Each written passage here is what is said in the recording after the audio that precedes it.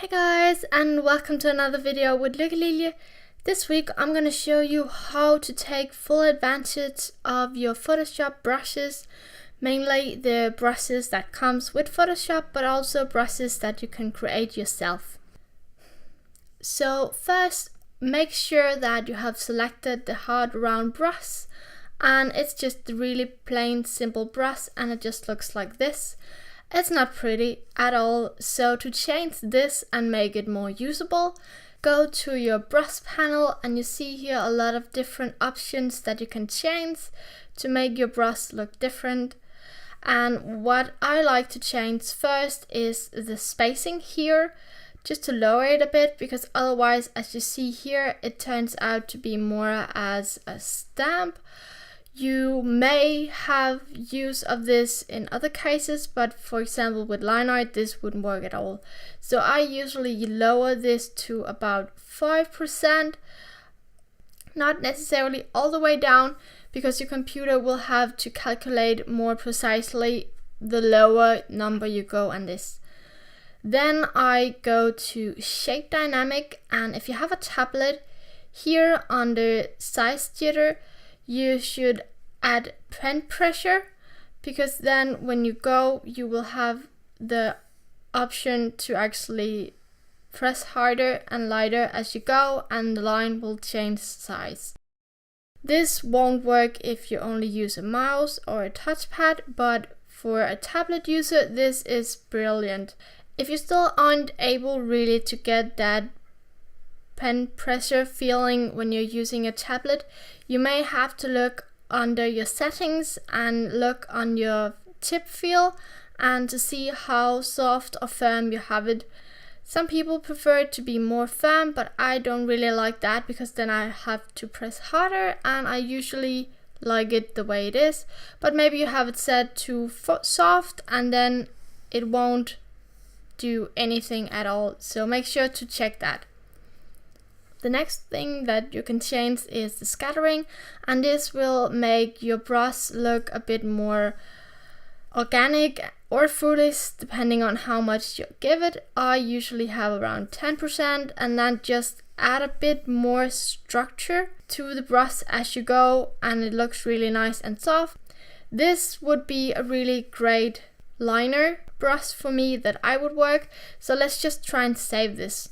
You go down here and you get up this panel, and we'll just call it line art tryout or test, line art test, and we'll just save it. Photoshop of course comes with different other brushes as well, and you can always go up here and load more, and there's a lot of different ones like natural brushes too, and natural brushes, but we have different custom shapes for brushes, and again they don't really look that nice. So come back to your brush panel and you are able to kind of change things up a bit and maybe add some pen pressure so you get that line art feeling, and it still looks a bit weird. Maybe you could add a bit of scattering and it gets that organic feel to it, and it's more for maybe coloring and shading and drawing, but that's also really nice. And again, if you want to save the brush, just make sure to save it. Let's call it test 2. Then of course you can also create your own brushes, and I have a square here that's 1000 times 1000 pixels, and it's in 300 ppi, and it's really big. You don't necessarily have to go that big if you don't do large drawings, and you simply go about just creating a random scribble or a random shape, and it doesn't really matter. This is just a try and error to see what works for you and what looks nice. I'm just making a random blob here to see what that gives me. And then when I have the shape, I like to go up into filter, to blur, and then add some Gaussian blur just to soften up the edges a bit. Then when I have the shape that I like, I just go up to edit and find define brush preset, click on that, and I get this up and I'm able to create a new brush. I'm just gonna call it sample, and it's turning out really big. It's not really able to see here, but when I go into my other document, you can see it's really big. So I'm just gonna swing it down a bit. The brush looks like this, and again, it doesn't really look nice at all.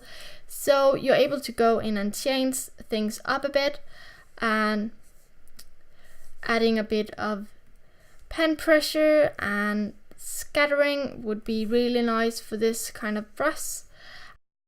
And then I'm gonna spice things up, and I'm gonna add some transfer, and you can see here that I'm adding pen pressure, and I'm turning up the pen pressure a bit. I'm adding some pen pressure to a float jitter, and then the brush will end up looking like this. So you're able to blend a bit more. Maybe I have added a bit too much of the shape dynamic and size jitter, so I'm just pulling this up a bit to see if it gives something, and it gives me a more blendable brush. I may just give it a bit more size here. This is actually just all about try and try again, because you don't really know what result you get. But this is a really nice blender brush for me, I would say. So yeah, that's how I would make a blender brush, and I'm just gonna save this one as the other ones. And what happens if I reset my brushes? All of these brushes will disappear, and you don't want that. You want to save those brushes that you make. So go up to preset manager, and we want to save at least, is it this one and this one, this one. Yeah, we want to save those three because that's the ones we just made. So save set, and we're just gonna call it brushes test. And now if we delete those three and we say load, we are able to reload those brushes, and they're back there, and it's like they never disappeared. So in this video we have made a line art brush from a standard hard round brush with a more organic feel to it. We have made this brush that you can use for example, lining as well if you have a more organic style. And we have created a custom blending brush.